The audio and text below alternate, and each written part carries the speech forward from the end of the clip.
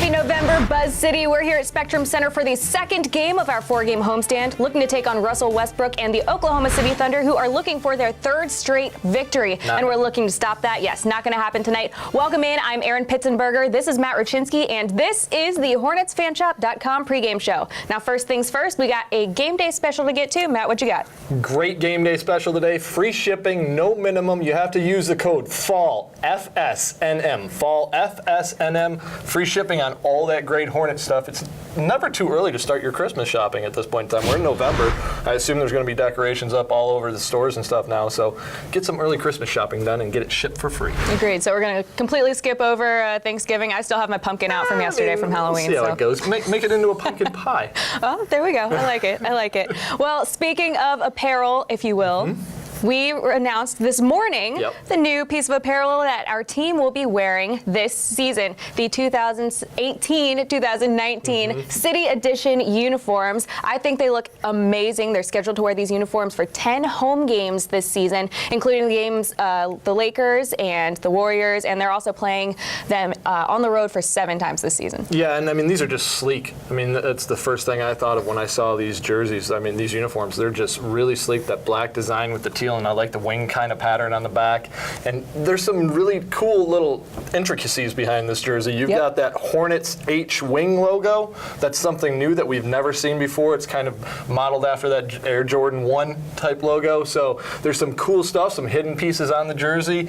Great thing. And it's going to be available soon in the Hornets fan shop on the 9th, I believe it is. We're looking at November 9th. And also along with those, we're looking at a whole line of apparel, the City of Flight logo, if you will. We're going to have skateboards out there. I know a handful of guys in the Queen City really are looking forward to these skateboards. So I'm incredibly excited about this. The whole City of Flight idea, really, I think it's great. I think it's perfect for here. Yes. Given our owner, given the team, given everything, given North Carolina, I think it's great. Yeah, it couldn't be a better connection for this Hornets franchise to tie back to the owner with MJ. And I mean, we've got him here. We might as well take full advantage of it. And this uniform is probably the one that has the most Jordan impact of any uniform that we've done so far. Yeah, I'm really looking forward to seeing that. All right, well, moving right along, like I said, I did have my pumpkin out still. You know what? I had 2 trick-or-treaters come to my house last night. That's it? 2 trick-or-treaters. And you know what happens when you have 2 trick-or-treaters and $50 worth of candy? You get fat. You get fat because you end up eating all of the candy. My husband and I were just sitting on the couch, just waiting for the trick-or-treaters. Before we knew it, there were 30 wrappers on the table. You know, we're like, okay, we got to stop this. So Erin's got a little bit of a Halloween candy hangover. I do, very much a sugar crash. Kids. Yeah. I mean, this is insane. Only 2 houses that you had, or only 2 people visited you. We probably visited 150 houses last night. I think that there were probably about 200 people in our neighborhood alone. It was absolutely insane. They do Halloween up big time in our neighborhood. I might go a little out of control with decorations. Might have scared about 40 or 50 kids last night with a scarecrow that I attached to a light post and jumped out at them. Tremendous. My wife has video. We might have to share that on one of these upcoming pregame shows. But it was like good. A haunted house in itself. It was a fun time. We became a destination when I'm stopped on one corner and some guy says, "You got to go over to Saddle Run Trail where they got the scarecrow." And I'm like, "That's my house." that made me feel pretty proud. So, that's pretty great. And it was pretty good. And my daughter Chloe, I had a chance to go out with her just this time. It was just me and her, and she had one costume of the night in her mind. She had about 10 people tell her she had the best costume. She dressed up in a cow onesie, put angel wings on her back and a halo on, and went as a holy cow. So that was completely her idea, and it won people over. For sure. Man, well, pun costumes are my favorite, so she wins in my book. I haven't seen a picture, but looking forward to soon. Now, I also know you had a chance to talk to Marvin Williams yesterday about dressing up with his daughter, and you talked to him in the Captain's Blog. Give us kind of a little bit about that. Yeah, I love these Captain's Blog because these guys, we get a chance to talk a little bit more about things that may be not going on the court, more off the court. And I saw Marvin's daughter was dressed up at the game the other day. She was the Red Queen from Alice in Wonderland. So then we saw that Marvin was dressed up as a Mad Hatter at the players' party and might possibly have won best costume when we were looking at it. So this seemed like a no-brainer to talk to Marv about Halloween. And he had the best quote of the day when he was saying that if it was allowed, by folks and wasn't looked at as being weird, he would trick or treat as an adult. He absolutely loves to trick or treat. He thinks it's one of the coolest things in the world. You get a different variety of candy in about a 2-hour period, and you can eat it for the next month and a half. So. That's awesome. It seems like our entire team's been in the Halloween spirit all week long. I know there was kind of a player party that was happening earlier when a handful of guys dressed up, so they went all out and crazy with it. But one thing that we did as a Hornets organization was we had 2 players, Cody Zeller and Devontae Graham, who, by the way, is in Greensboro right now playing for the Swarm for their first 2 games. Both Devontae and Cody dressed up and went to Novant Health Hemby Children's Hospital to pass out candy. So we're here at Hemby Children's Hospital. This is my 6th year that I've been coming to the Children's Hospital on Halloween. So this year I'm obviously Spider-Man. The reason why we're here is just to put smiles on the kids' faces, and we hope that we've done that today. And it's fun for us as well. It puts things into perspective for us, and it's something that we look forward to. How are you? You know, it's fun to see some of the kids' rooms decorated. You know, fun to see the smiles on their faces, and you know, fun for us as well. You know, we kind of get in the flow of our season, and, you know, we're worried about, you know, a sprained ankle or something little like that. This kind of puts into perspective there's a lot bigger things in life than, you know, just what's happening on the court.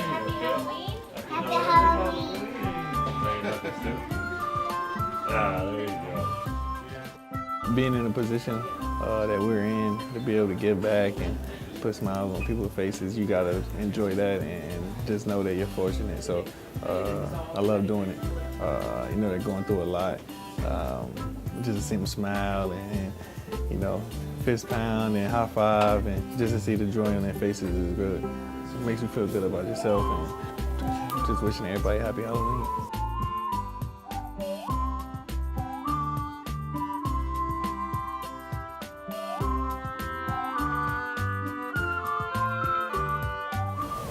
All right, moving right along into game talk. I know we're only 8 games in. We're playing our 9th tonight, but I want to talk about Myles Bridges. I really, really love that guy. And I'll say it from the beginning. I called it, and I will never let this go. He is going to be a huge, huge impact, not only to our team, but I think to the league in itself. And with the numbers that he's posting right now, how can we not talk about him? Yeah, and I think it's absolutely amazing, and I'll give you credit because you did think that this was going to continue on. And I know our fans got excited in the preseason, big time, in what Myles was doing. And I was like, okay, we'll see how he does when he starts playing minutes against guys that are starters in this league or guys that are all-stars in this league. In preseason, he had a lot of great highlight videos. There were a lot of fans coming to preseason games just to see what Myles Bridges can do next. Myles Bridges is the real deal. There's no doubt about it. This guy is ready to play. He's going to make a tremendous impact this year, and we're seeing his minutes already start to creep up and coach start to use him more, even in crunch time. Absolutely amazing what Myles has been able to do. But the thing I like best about Myles Bridges is the energy he brings is usually the type of energy you get from a guy who's been that type of player in the NBA for a number of years. Myles is jumping right in and bringing that instant energy off the bench, playing almost like a veteran at this point. Yeah, completely agreed. Total comfortability factor, I think, from him. And, you know, I think a lot of the guys that he has around him is really helping him get that kind of comfort and propel himself into that position. Now, some of these numbers are insane for him. Through the first 8 games of the season, Myles is shooting 44% from the 3. That's the highest percentage among NBA rookies. He's also currently shooting 64% from the field, which is good for second best among the rookies. I'm calling it. I think we might have an all-star appearance from him in Charlotte this season. Yeah, I think if he's not on that rookie-sophomore team, there is something seriously wrong. We got a really good shot of making quite a few players on this Hornets team with Malik Monk as a potential sophomore. We'll see where Devontae Graham ends up throughout the rest of the season as we head into the All-Star break. But man, Myles Bridges, yes, he is taking the NBA by storm.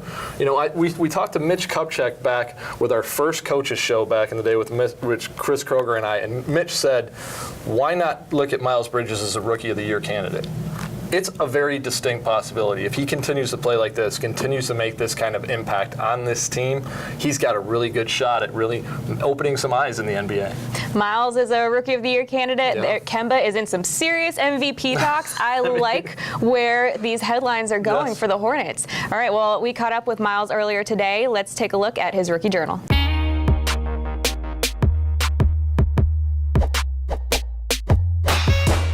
What's up, everybody? It's Myles Bridges. It's November 1st of my rookie journal. It feels great to be back home. The road, it takes a lot of toll on your body. So it feels good to be back with the home crowd and back on our home turf. I'm not surprised because I know what energy people bring from the bench. Like MKG, he brings a lot of energy. TP, he brings a lot of energy, a lot of experience, and Malik, he brings a lot of scoring. So we're doing good. Yeah, Tony's been great. He's been teaching me a lot of things, when to cut, when to slash. He's basically helped my IQ out, and that's one of the things I need help with. I'm just trying to win. That's all I'm trying to do. If the team needs me to drive, if the team needs me to make shots, get stops, then that's what I want to do. I'm just trying to be as productive as I can. Yeah, for sure. I love to bring a lot of energy because I'm a rookie, so that's what I have to do. Even if I wasn't a rookie, I would bring a lot of energy to the team and just try to help us get the lead. Well, I'm just trying to do everything to win, so just me going out there, playing my hardest is really helping me play good and getting coach's trust. Now, you know that I can go all day about how great Myles Bridges is, but let's not forget his supporting cast coming off of the bench right now. Our second unit is on fire. What do you think? I mean, I think that Eryn Pittsonberger has named this team, whether she realizes or not, this bench unit in the bench swarmers. I'm loving it. I like the bench swarmers idea. I think we're going to try and push it. We'll see how far it goes. We might win, we might lose, but I like bench swarmers. Let's go with that, fan. But they've just been absolutely insane. The second highest scoring bench in the NBA right now, making an impact. We talked at the beginning of the season about the depth of this team and liking the depth that we had bringing, especially when we brought in Tony Parker and added these two rookies. I didn't think the depth was going to be this impressive and that these guys were going to be able to put out these kind of numbers that they've been doing, because right now you've got 5 guys averaging over 7 points a game coming off the bench, led by Malik Monk. So it's been great to watch. They're fun to watch. We don't lose anything. Heck, half the time we're gaining bigger advantages when the bench is out there on the court. So that's the kind of play you want to see from your bench all the time. Agreed. And their offensive efficiency coming off the bench is incomparable to anybody else. It's really great to see. And you and I were talking about it last game, is that this second unit, it's almost like a totally different team from the starters. You know, starters come in, they do their thing, second unit comes in, cleans things up a little bit, and then it switches back and forth. And it's really awesome to see that they're all in kind of agreement with each other. Yeah, and you know, they want to push the pace. This Hornets team wants to push the pace. We've not been shy about saying that. The starting unit especially wants to get off to fast starts, get out in the game and really kind of show what they can do, be aggressive. With the second unit, when we're talking about how they're playing differently, it's not that there's a big difference in style of play, but Tony Parker, when he comes in, just kind of settles them down a little bit. A lot of these guys, when you've got younger players going out there, they're going to be a little anxious, might make some bad decisions, might be moving a little too fast, letting their feet go faster than their head sometimes. Tony's not letting that happen. He's making sure these guys are staying composed, making sure they're getting them in the right spots, and making sure they're making the right plays. And right now, we're doing that for sure. Yeah, that's exactly what head coach JB said last game, is that he brings that calmness to the team. And speaking of TP, and again, you and I were talking about this, he on the court, he's amazing. He's an all-star. He's great on the court. Off the court, he's still captivating to watch. He's great to see on the sidelines when he's coaching the guys. When he's in the middle of the huddle leading that and then also being the floor general, you can definitely tell that these guys have really bought into not only what these coaches are saying, but what their current teammates are saying as well. Yeah, and I think one thing that I've always wondered as a fan of the NBA is when you call a timeout and you see instantly all the coaches go out to the court and the players go to the bench, and you're like, this doesn't make a whole lot of sense to me. Why aren't they talking to each other? In that space right now, Tony Parker is becoming the coach in the huddle while our coaches are talking, figuring out what they want to tell the guys in terms of game planning and stuff. And it's just awesome to watch. He got in MKG's face the other night, and it wasn't a bad thing to see because it got MKG fired up, got MKG doing the right things. And we're seeing when those two guys are playing together, the kind of effort that MKG is exerting now off the bench. So it's good to see Tony playing that coach on the floor. I think there's going to be room for this guy's coach in the league one day as well, because he knows what to tell these guys. Oh, no question. And I don't know if it comes from the time that they've spent together over in San Antonio, but you can definitely tell that JB trusts what Tony is saying to these players. He doesn't always have to be there. He doesn't always have to listen to what Tony is saying to the guys, because he knows that what he's saying is very constructive and the guys are going to listen to him. Yeah, and that's such a great advantage to have as a new coach, as a first-time head coach for JB, to have a guy like Tony Parker doing that. But the thing that I think is also great is that Tony trusts JB as well. JB made the decision to sit Tony against the 76ers the other night. Tony could have fought that. JB said that. He said, hey, if Tony wants to go and play, he can tell me he wants to go and play. But Tony knew that this was probably what was best for him, that his coach was making the right decision for him. And then we saw him come out and score 24 the next night. So good job, JB. Keep doing whatever you're doing, because it's working and we like it. Exactly. And another thing, too, about Tony Parker, of course, Myles Bridges, Tony Parker. For me, I can go all day about this entire team. Malik Monk, Everybody, Eryn, yes, exactly. But another thing about Tony Parker is that he's really embraced this role, too. You know, I think he knows, and he's in agreement with JB, that he's going to do whatever is best for this team collectively. And it's great to see him kind of taking a step back when he's not playing. Again, he's on the sidelines and he's coaching his teammates. He doesn't have to play all the time. He knows that. But if he can direct the team to the direction in order to get the wins, then I think it's a great fit. Yeah, I mean, this is an 18-year vet who could say whatever he wanted to say, who could say, I should be starting for this team, who has the credentials and the resume and the NBA titles and the NBA title MVPs. I mean, this guy's got a little bit of everything. He could do whatever he wants. But when he came here, he said he knew what his role was going to be. And to his credit, he has fit into that role and does not complain about it and is absolutely excelling at it. Hey, I mean, we're talking about all these guys doing different things, MVP, Rookie of the Year. I mean, maybe Sixth Man of the Year for Tony Parker. Could you see something like that coming down the line? Ooh, that would be I like it a lot. to get, but we'll take it. So. I love it. All right, well, this second unit, they've got their hands full tonight with the Oklahoma City Thunder's bench. What do you got for us? Yeah, we all know Oklahoma City is built on Russell Westbrook, and they've won their last 2 games after dropping their first 4. Russell's been playing in the lineup now for 4 games, so they're starting to get it. But this also is a good Oklahoma City bench, where I said we had 5 guys averaging 7 or more off the Hornets bench. They have 4 guys who are averaging 8 or more coming off. So, and they're led by Dennis Schroeder.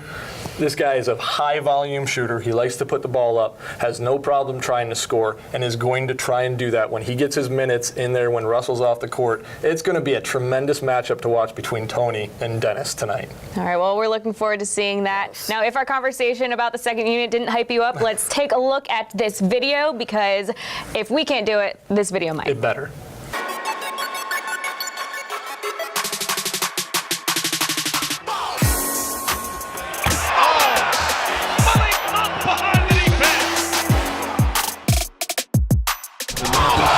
Strong left paw of Myles Bridges.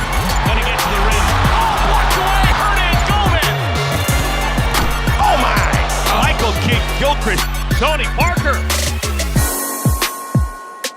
Oh my! It's impressed. Johnny on the spot is Michael Kidd-Gilchrist. Monk to Biz. Eryn Gomez. At the three-pointer for the Spaniard. Malik Monk! Top of the key! Parker. Yes! Oh, get out! Batum with the rejection. And Malik Monk! Joining us right now is our sophomore, Malik Monk. Malik, how's it going today? I'm bad. Bad? What's that? I'm good. Another day, I'm alive. Another game day, so I'm good. Another game day. It's our 9th game tonight. Just got out of shoot around. What's something that was the point of emphasis today? Transition. Stopping them in transition. Yeah, they're a big transition team. And they get to the line a lot, too, so we got to stop fouling. I think we gave up too many fouls the last couple games, so. Malik, so far this season, you guys coming off the bench, this Hornets bench has been absolutely amazing. Did you guys know that so much was going to be kind of put on you this year early on to kind of help carry the load? Nah, we didn't, but we actually have. Yeah, we get to be out there a little bit more when we roll it too. So, and we got TP. That's really the biggest part, I think. He been in the game 18 years. He's like a coach with a jersey on, and he's out there with us. So that's the biggest part. How much do you guys really respect what he has to say? Because we do see it out there when we're watching these games. It's great to watch how he is working with you, working with the young guys consistently. Yeah, it's always good to hear another player's voice instead of always the coach's voice. Because TP can run the huddle too, just like Coach can, because he basically know everything almost with the basketball standpoint. But it's just great knowing him. You could just ask him any question you want. He gonna answer it straightforward, not gonna BS you or anything like that. So I'm just glad he's on the team. Nice. Now you're leading the league in the sophomores from the 3-point percentage, and also you're averaging, or you've hit 10 or more points 6 times this season. We've only played 8 games. Now, aside from the fact that you are playing more this year, what else has propelled you to get into that position? Tony Parker. TP is the answer.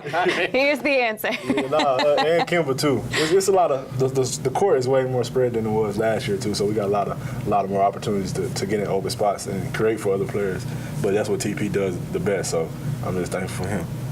Do you feel like you're kind of really starting to get into your offensive game coming off your first 20-point game of the season? Obviously, you're starting to hit your groove. Are you getting more comfortable out there? Yeah, I hit a little shooting stretch, a bad little shooting stretch a couple games. But yeah, I'm feeling my legs getting back, my rhythm. I'm getting all that back. So. What is it that you do if you start getting through a stretch where you feel like you're not shooting that great? What do you do to snap out of it? Is it just shooters got to shoot? No, you got to get in the gym. Yeah. Yeah, I came on. Last 4 games, I was like 2 for 10, 4 for 12, 1 for 8, something like that.